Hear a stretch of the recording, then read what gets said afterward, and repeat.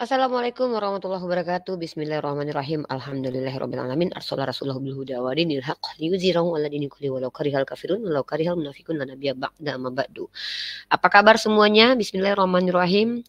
Raditu billahi rabba wa bil islami dina wa bil muhammadin nabiyya wa rasulullah rabbi zidni ilman rabbi zidni ilman rabbi zidni ilman rabbana la tuzigh qulubana ba'da idh hadaytana wa hab lana min ladunka rahmah innaka antal wahhab rabbana atina min ladunka rahmatan wa hayyi lana min amrina rasada. Kita mulai acara diskusi. Salah. Reaction dong. Pada kali ini dengan mengucapkan Bismillahirrahmanirrahim. Tapi sebelum itu seperti biasa, ada yang keren yaitu intro saya. Intro.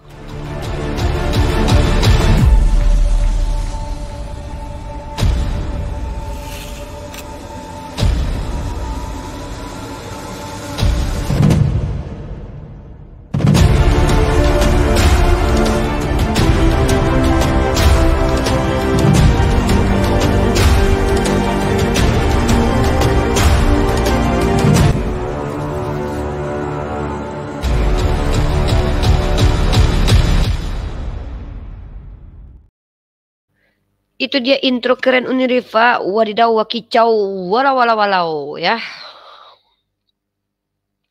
Keren gak sih? Oke teman-teman, hari ini apa sih yang ingin saya bahas? Teman-teman, apa yang ingin saya reaction? Apa yang ingin saya utarakan, ungkapkan? Aduh, ada mu'alaf story lagi nih. Harusnya di sini tuh simbolnya Uniriva. Ini emang kadang-kadang orang ini ya. Siapa yang punya ini? Julius. Oke, by the way, saya punya satu video yang ingin saya reaction gitu. Gimana videonya? Let's check it out. Hai guys, balik lagi sama kita di Kupas Berita. Jadi di Kupas Berita kali ini kita mau bahas apa, Ibu Cindy? Kita mau marah-marah. Ya, kita mau marah-marah nggak sih? Jadi kita mau mengungkap sebuah kasus intoleransi di Padang, Sumatera Barat yang sebenarnya kasus ini tuh udah lama terjadi, Bang, dari tahun 2021. Tapi kayak ke-up lagi karena ada bukan perkembangan ya, ada semacam dampak lain yang diterima beliau ini gitu. Orang yang memperjuangkan korban toleransi. Iya. Beliau ini namanya Bapak Elia Nuhia. Nah, beliau ini beragama Kristen, Bang, dan dia ini sebenarnya berasal dari Nias. Tapi beliau dan keluarganya ini pindahlah ke Padang, Sumatera Barat. Nah, Bapak Elianu aja kita. Bapak Elianu. Jadi Bapak Elianu ini punya 6 orang anak, di mana salah satu anaknya, anak perempuannya ini bersekolah di salah satu SMA negeri di Padang. Dan akhirnya nama beliau ini viral setelah anaknya itu dipaksa untuk berjilbab, padahal anaknya ini Kristen gitu. Sampai akhirnya ya beliau ini disuruh menandatangani sebuah semacam surat katanya, dan suratnya ini ada indikasi untuk mengeluarkan anaknya ini dari sekolah. Itu terjadinya karena dia kemudian ketika dipaksa anaknya untuk mengenakan jilbab, dia menolak tapi dengan cara yang menurut saya kreatif. Gimana tuh? Dia angkat di medsos, live Facebook. Nah, gara-gara itulah kemudian dia itu dipanggil oleh sekolah. Dipanggil sekolah. Jadi kayak kalau kamu nggak mau anak kamu berjilbab, ya keluar aja gitu loh. Keluar aja gitu. Nah, dan akhirnya katanya live-nya ini viral ya. Viral lah di semua sosmed, dan istilahnya semua warga Padang ya, bahkan semua warga Sumatera Barat tuh nonton, dan akhirnya ya beliau nih semacam kena sanksi sosial gitu loh, Bang, akibat dari videonya ini. Kayak dia kan nge-up banget nih, anak gue dipaksa berjilbab gitu. Kayak, nah salah satu dampak yang paling besar adalah beliau ini kan punya bisnis servis AC ya. Servis AC, dan semua sekitar 300 pelanggannya itu kayak udah nggak mau lagi servis AC di situ, dan akhirnya bisnis AC-nya ini mengalami kebangkrutan gitu, sampai beliau ini harus menjual mobil pribadinya, truk pick up-nya juga yang biasa untuk dan memberhentikan juga para karyawan. Karena waktu itu sempat dapat perhatian dari Menteri Pendidikan pada saat itu ya, Pak Nadiem itu sampai bikin peraturan gitu ya sih. Soal Pak Nadiem bikin peraturan yang melarang, bahkan kalau nggak salah keputusan menterinya nggak cuma sendirian ya, dengan beberapa menteri lainnya ya. Jadi ada di SKB 3 menteri itu dibuatnya tahun 2021, ada Kementerian Agama, Kemendikbud, dan Kemendagri kalau nggak salah. Nah itu mengatur soal cara berjilbab. Maksudnya intinya jangan sampai sekolah-sekolah ini memaksa memaksa perempuan untuk berjilbab gitu. Yeah. Dan yang lebih menurut aku ya Bang, salah satu SKB yang penting ini adalah kalau ada sampai ketahuan sekolah yang mewajibkan siswinya berjilbab, maka dana operasionalnya itu bakal dicabut. Ini kan setiap sekolah dapat dana bos dicabut. Ya? Dana bosnya gitu.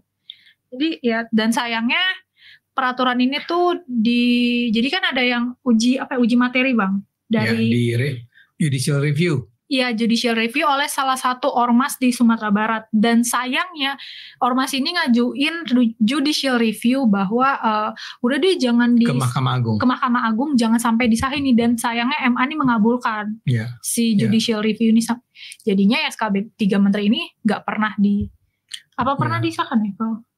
Yang mana? Yang SKB 3 Menteri ini? Ya, sempat mungkin ya. Tapi dicabut. Kemudian itu sampai sekolah-sekolah menghentikan kewajiban itu. Sempat. Tapi kemudian gara-gara ada judicial review dari kelompok masyarakat di Sumatera Barat ini, nah si Mahkamah Agung kan entah gimana, saya sendiri nggak ngerti ya, karena apa Mahkamah Agung sampai menyetujui peraturan tersebut. Nah akhirnya itu dibatalkan, yang keputusan menterinya yang dibatalkan, jadi diizinkanlah sekolah-sekolah di Sumatera Barat untuk mewajibkan murid-muridnya, siswi-siswinya untuk berjilbab. Jadi setelah sekian lama sempat dicabut larangannya, terus akhirnya diizinkan lagi. Karena kalau di Padangnya sendiri Bang, itu ternyata memang mengatur cara berbusana untuk berjilbab.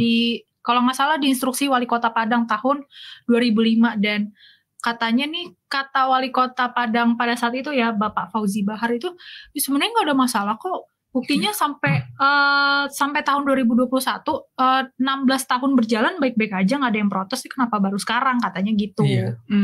Jadi itu memang saya sendiri orang Sumatera Barat kan, ya. Kamu juga keturunan Sumatera Barat. Padang, kan? Ada. Pariaman ya. Walaupun budayanya sudah hilang, tapi ada. Iya, saya sendiri tidak pernah tinggal di sana, tapi saya keturunan Sumatera Barat, Minang. Memang itu agak memprihatinkan ya. Terutama sejak era reformasi ini, ketika sebetulnya otoritas untuk mengatur otonomi daerah itu diberikan, memang Sumatera Barat itu semakin lama semakin kelihatan sangat menomorsatukan kepentingan Islam gitu loh. Jadi kayak melakukan agak diskriminatif, atau bahkan bukan agak ya, diskriminatif terhadap umat-umat beragama lain. Nah, salah satu perwujudannya adalah kewajiban berjilbab ini. Jadi itu saya pikir cukup ya. Saya pikir cukup. Nanti saya akan sambung lagi nonton. Karena saya adalah orang asli Sumatera Barat, bapak dan ibu saya itu tidak bercampur, darah saya kental sekali. Bahkan saya adalah putri Sumatera Barat. Saya akan mereaction ini. Karena ini penting sekali bagi saya. Satu, teman-teman, saya akan coba memisahkan secara objektif antara kesukuan, keagamaan, dan juga peraturan daerah dan juga peraturan instansi. Kita harus jernih di sini. Kita harus jernih sehingga kita bisa melihat mana ikan jantan dan ikan betina. Waduh, keren banget kan? Dalam filsafah Minang itu, alun takile ala takalam. Nah, kami bisa melihat mana jantan, mana betina, mana ikan jantan, mana ikan betina. Lupa itu filosofinya ya. Aduh, bukan saya berarti tidak berbudaya Minang nih. Saya Minang kia bau banget nih. Cuman kadang-kadang kan lupa tuh filosofinya ya. Tapi satu hal yang saya tidak akan pernah lupa dan tidak akan pernah saya lepaskan, bahwa orang Minang itu punya filosofi adat basandi syarak, syarak basandi kitabullah.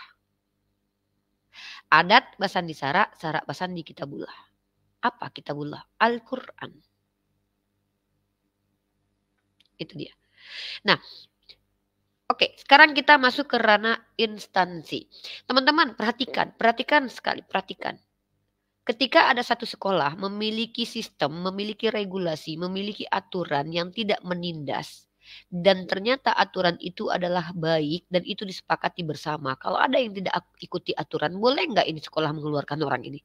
Seharusnya boleh.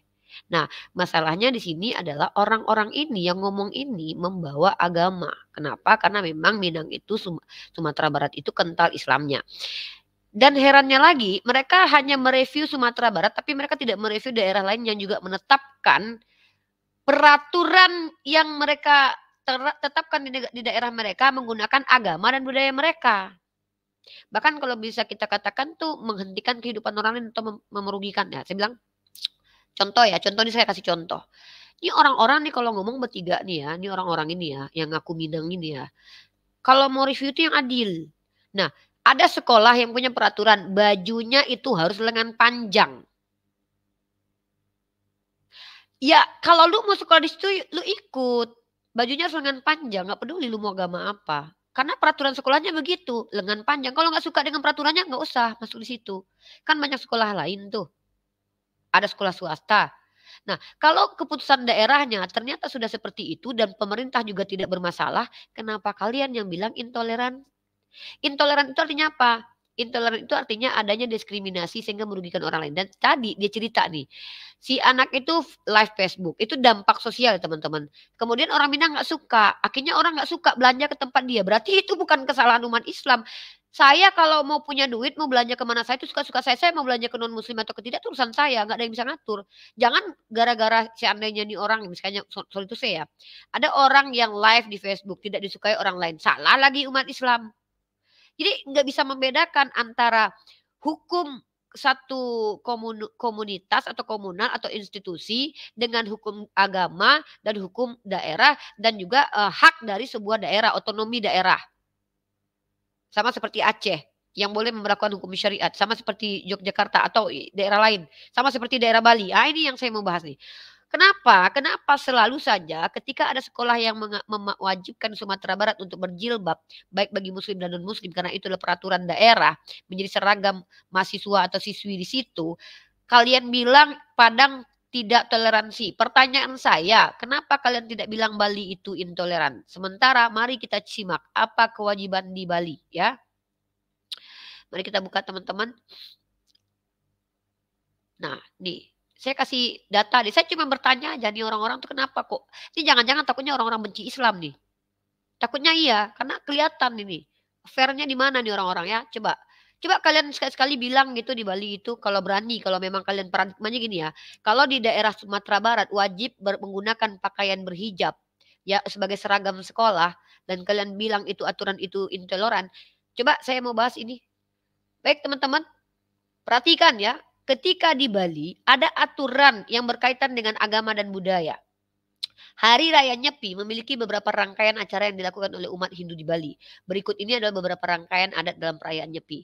Dan aturan yang wajib diketahui saat Nyepi di Bali, tidak boleh berpergian. Ini orang harus ikut nih, patuh. Padahal ini kaitannya dengan agama. Ya, tidak boleh berpergian. Tidak boleh membuat kegaduhan atau keributan. Tidak diizinkan menyalakan lampu saat malam hari. Ini orang ikut, nggak ada komplain nih orang Islam nih. Yang tinggal di Bali. Karena mereka harus ikuti tradisi Bali gitu.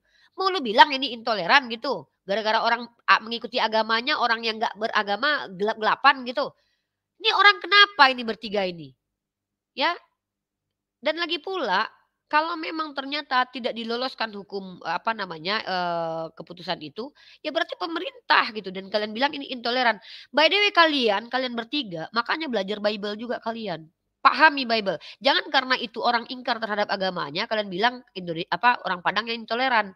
Kalian sih nggak ngerti kitab suci mereka sendiri. Justru Padang itu kalau seandainya mewajibkan perempuan berhijab, justru mengikuti kitab sucinya orang Kristen. Paham kalian? Ya, nih saya tunjukkan nih. Ini orang-orang nih nggak ngerti kitab suci orang lain sih. Contoh kayak saya nih belajar Bible, jadi saya tahu apa kewajiban orang Kristen, apa yang tidak wajib bagi orang Kristen. Bahkan sebenarnya Islam ketika mewajibkan perempuan Kristen berhijab di Padang, justru itu membantu orang Kristen patuh kepada Bible-nya. Contoh ini baca. Bingung nih saya lama-lama nih orang-orang nih bilang intoleran lagi. Ya kalau hidup suka-suka aja lu di hutan sana, ya kan? Ada aturan. Saya kalau ke Bali, kalau pas Nyepi boleh nggak saya suka-suka? Nggak boleh, ikuti aturan di sana. Saya kalau ke Nias, ada aturan mereka. Boleh nggak saya langgar? Nggak boleh, itu daerahnya punya aturan. Nah, kalau ternyata Sumatera Barat yang kental dengan Islam, yang memang adat Basandi, syarat Basandi kita bulah, mewajibkan perempuan sekolah untuk pakai jilbab, Dan lagi pula kewajiban itu tidak menindas. Yang membuat dia tertindas kan tadi apa? Karena dia live Facebook. Karena dia live Facebook memberontak, dia tidak suka, dia tidak mau. Akhirnya apa? Orang nggak suka belanja ke tempat bapaknya dia. Itu ya itu nggak ada kaitannya dengan kewajiban berjilbab atau tidak, nggak ada kaitannya dengan syariat Islam, ya. Nah, tetapi permasalahannya adalah kenapa kalian bilang orang Padang tidak toleransi ketika mewajibkan perempuan semuanya berjilbab, sementara kalian tidak tahukah di dalam kitabnya orang Kristen berjilbab itu adalah perintah juga. Makanya kalian belajar kitab suci orang lain biar kalian pinter. Nih, 1 Korintus pasal 11 nomor 6.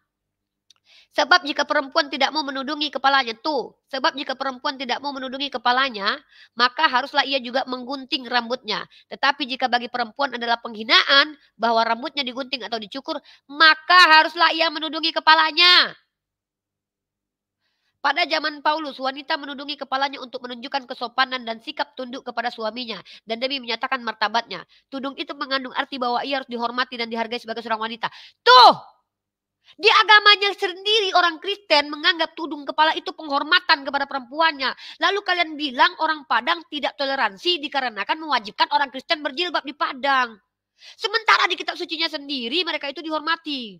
Karena saya orang Minang nih, maka agak gini saya sedikit mendengarkan dibilang Minang tidak toleransi. Tuh ayatnya, tuh tafsirannya tuh. Mau lu bilang kalau gue cuma ayat nggak tafsiran.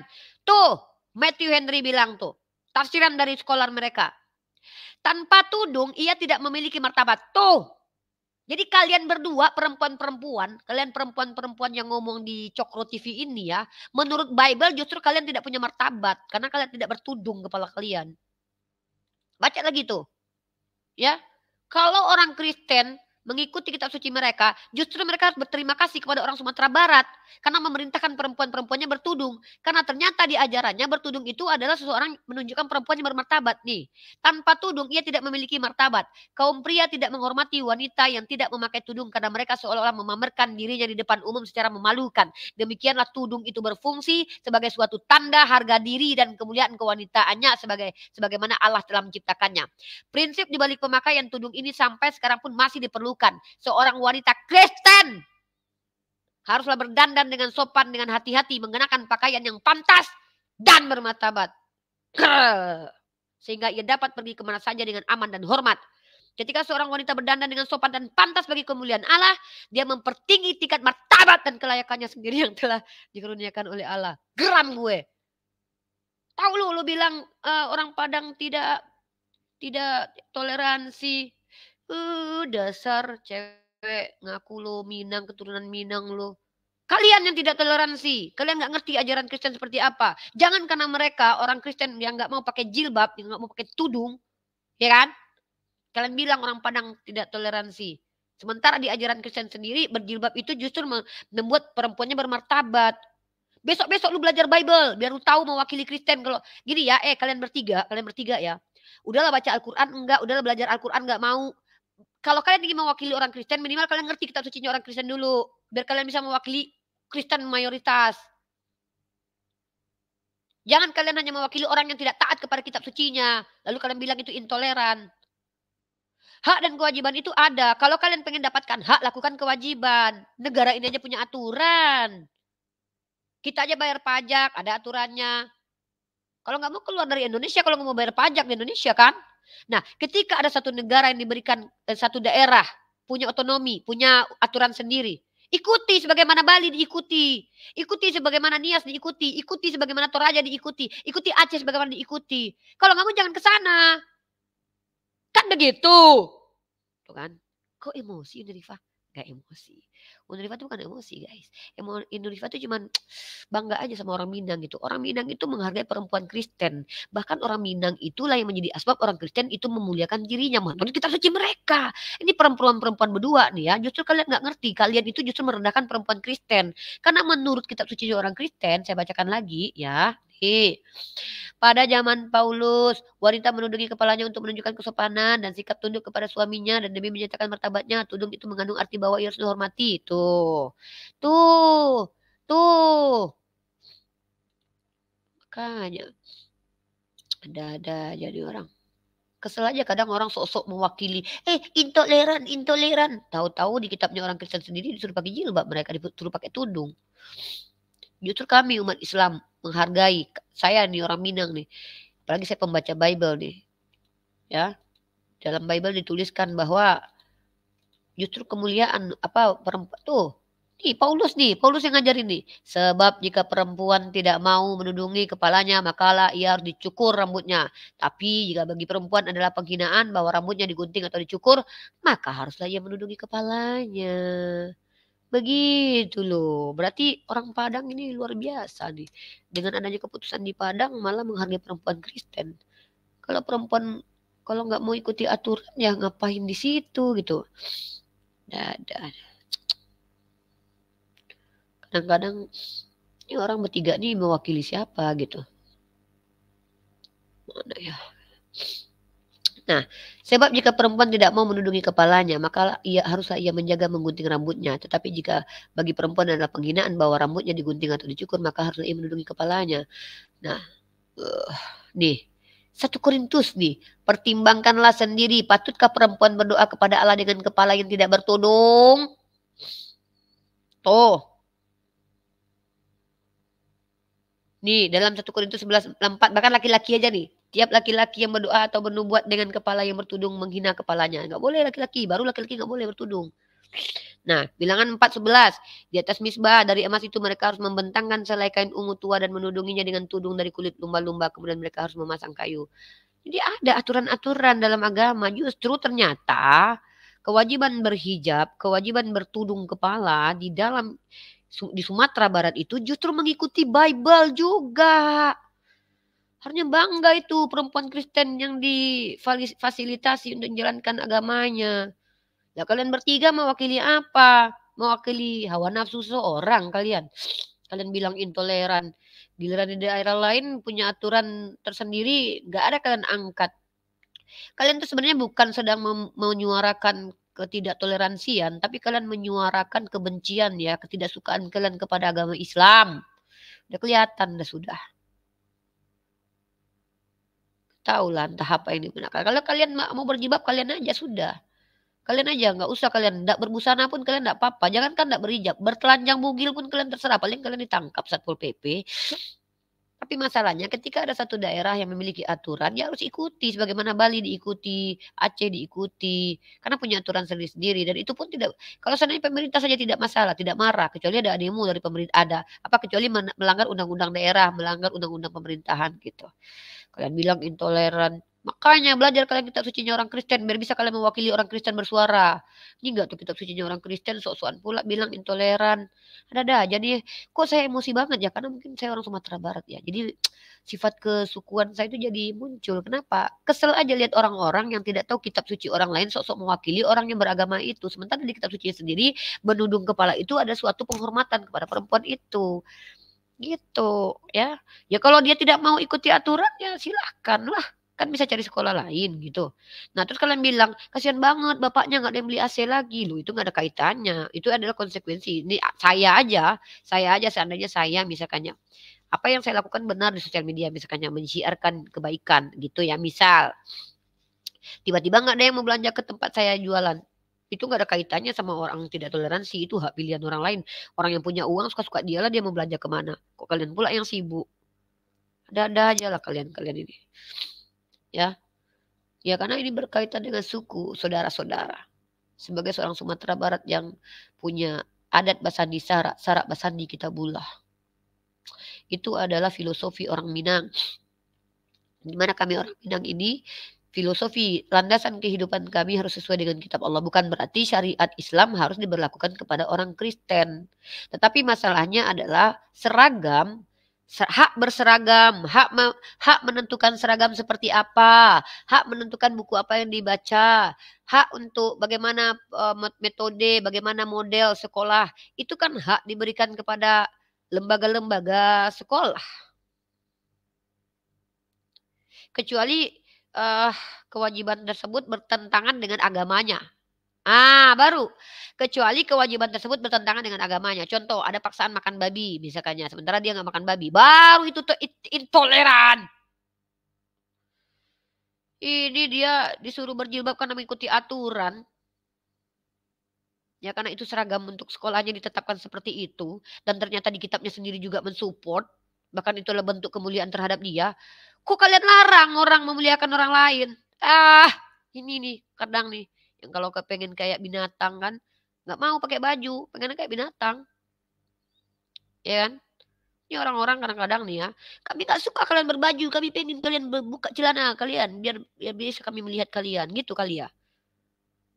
Kesel aja lihat orang-orang yang terlihat so intelektual bicara di publik, padahal tidak mengerti konteks kitab suci orang lain, lalu sok-sok mewakili orang lain tersebut. Tuh dalam kitabnya orang Kristen sendiri, kalian lihat itu orang-orang Katolik, para apanya pakai kerudung, kepalanya pakai bukan kerudung sih, lebih ke mantila gitu. Mereka aja pakai mantila. Kalian loh perempuan-perempuan nggak tahu tuh agamanya apa. Kalau kalian pengen nggak berkerudung ya silahkan. Tapi kalau aturan daerah kenapa tidak harus diikuti? Harus diikuti. Sama seperti daerah lain juga punya hak dan otoritas untuk memberikan aturan. Bahkan di Bali, loh. Pas hari acara nyepinya mereka nggak boleh hidupkan lampu loh. Dan itu nggak peduli kalian mau makan pakai apa terserah. Tidak boleh ikuti. Dan kita nggak boleh membantah karena kita ada di daerah mereka. Apalagi ketika ternyata kewajiban berkerudung ini juga disupport oleh kitab mereka sendiri. Ternyata kewajiban berkerudung ini juga sesuatu yang baik, menjaga kehormatan mereka, menjaga aurat mereka tertutupi. Karena ketika SD, SMP itu rentan dengan kejadian-kejadian yang ya tahu sendiri ya. Sedangkan orang yang sudah berjilbab saja kadang diperkodok, diperkosa ya kan? Ya kan? Sedangkan orang yang sudah berjilbab saja masih diperkosa, apalagi kalau tidak berjilbab sampai membuat syahwat anak-anak muda yang baru mengenal dunia-dunia, sorry ya, saya bilang menginjak remaja, itu untuk menghindari mereka berbuat tidak senonoh.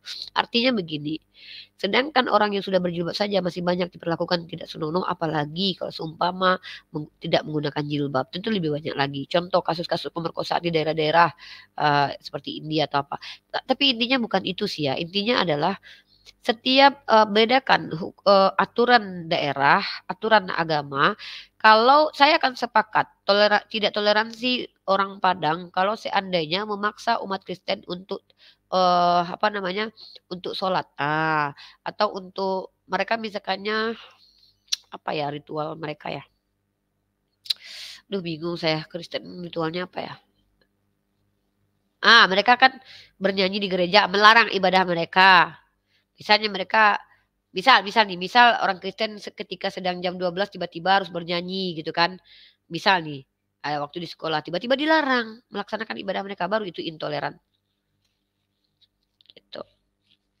Gitu ya teman-teman ya. Ada-ada aja ya kadang-kadang orang-orang liberal ini atau orang-orang yang sok mewakili agama orang lain atau nggak ngerti kitab suci orang lain. Ulang lagi ya. Duh, maaf hidung saya agak tersumbat nih. Ya. Nah, jadi ternyata justru ketika umat Islam di Minang mewajibkan berhijab untuk wanita Kristen juga, ternyata itu justru memuliakan mereka menurut kitab sucinya orang Kristen. Luar biasa kan umat Islam yang ada di Sumatera Barat itu harusnya mereka berterima kasih loh. Tapi dibilang intoleran. Padahal kalian tahu sendiri di daerah lain juga punya aturan yang berkaitan dengan agama, yang diwajibkan kepada seluruh orang mau seagama mengikuti agama itu atau tidak. Gitu loh. Ada aja nih. Udah ya itu aja mungkin yang bisa saya sampaikan teman-teman. Mohon maaf kalau saya ada keras sekali karena ini berkaitan dengan tuduhan kepada orang Sumatera Barat. Kalian tahu tidak saya tuh tinggal di Sumatera Barat di Bukit Tinggi ya. Itu gereja Katolik. Gereja-gereja yang ada di situ masih ada sampai sekarang. Bahkan orang Kristen yang ada di Bukit Tinggi itu hidup berdampingan. Santai mereka, jualan mereka. Nggak ada tuh kasus-kasus yang aneh itu. Kok tiba-tiba ada seragam sekolah mewajibkan perempuan pakai hijab. Sama seperti sekolah mana gitu punya kewajiban pakai seragam begini-begini. Itu kan seragam. Kesepakatan gitu loh. Sama seperti kalian beli seragam olahraga, pas olahraga. Seragam batik, pas lagi batik. Pas lagi acara batik. Itu kan sekolah punya aturan itu, seragam. Kok dibilang intoleran? Ada-ada aja kadang-kadang orang ini. Yaudah ya. Duh, Mak kalau udah ngomong kayak gini nih, kesel aja gitu lihat orang-orang yang gak ngerti kitab suci orang lain tapi sosok mewakili orang Kristen. Tapi mereka nggak tahu kitab sucinya orang Kristen gimana. Tuh di dalam kitab suci orang Kristen tuh. Justru orang yang berkerudung itu adalah menghargai dirinya. Berarti kalau umat Islam di Sumatera Barat mewajibkan pakai kerudung buat orang Kristen ketika di sekolah, justru umat Islam di Sumatera Barat menghargai orang Kristen karena mengembalikan orang Kristen untuk ikut kitab sucinya. Luar biasa. Ya mungkin itu saja yang bisa saya sampaikan teman-teman. Ya inilah teman-teman, daerah-daerah muslim akan selalu diserang dan diberikan stigma negatif oleh orang-orang pembenci agama Islam, Islamofob ya. Salah satunya termasuk orang-orang ini sepertinya ya. Saya tidak tahu nih. Orang-orang sering membahas kalau udah berkaitan dengan agama, agama Islam terkhusus ya. Mereka akan banyak sekali ininya. Banyak sekali komentarnya. Gitu. Tapi nggak apa-apa lah ya. Harus ada sih orang-orang begini supaya kita tahu bahwa menjalankan syariat agama itu tidak semudah itu, apalagi kita justru mengajak orang-orang non muslim menjalankan agama mereka, walaupun mungkin orang Sumatera Barat nggak tahu bahwa ternyata ada perintah untuk berkudung juga di dalam imannya orang Kristen ya. Ya jelas nggak tahu sepertinya ya, tapi yang penting ternyata berkerudung itu justru mengajak orang Kristen untuk ikuti ajaran agama mereka gitu. Lihat aja Mikana pakai jilbab ya kan, Hana ya kan, banyak perempuan-perempuan Kristen yang pakai jilbab. Kalau lagi menginjili orang pakai jilbab mereka ya kan, giliran disuruh berjilbab beneran di sekolah bilangnya intoleran. Ada. Itu mungkin bisa saya sampaikan. Mohon maaf kalau ada kata salah. Wabillahi taufiq wal hidayah. Assalamualaikum warahmatullahi wabarakatuh.